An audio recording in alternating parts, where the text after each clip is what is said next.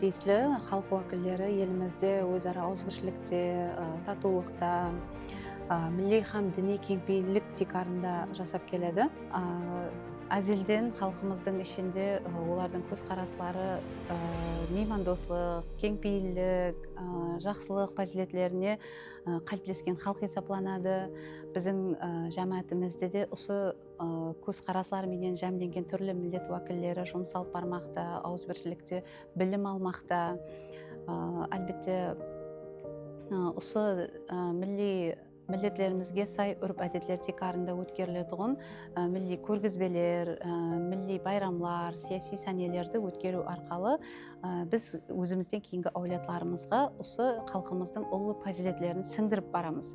Енді Қоңырат районында түрлі миллет уәкілдері жасағанлықтан түрлі миллет уәкілдерінің өзіне сай, өзлерінің миллетіне сай, үрп әдетлеріне сай киім-кеншектерді талапларына қарап тұрып, өздеріміздің пішу тігу дөңгелегінде іслеп шығаруды, жолға қоюды ниет еттік.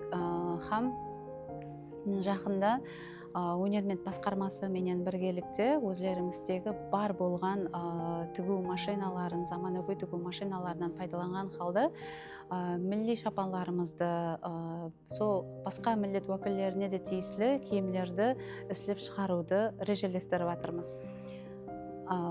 Орайымызда 50-ден астам жәмәтімізде өзара ауызбіршіліклі һәм жауапкершілік пенен өз вазипаларын атқарып, жақында қол өнерімізді елде рауажландыруға бағышланған һәмде өзлеріміздің пішу тігу дөңгелегіндегі дөңгелек басшыларын елде өнермен бөлімімен біргелікте оқытып, тәжірибесін арттыру ниетіміз бар.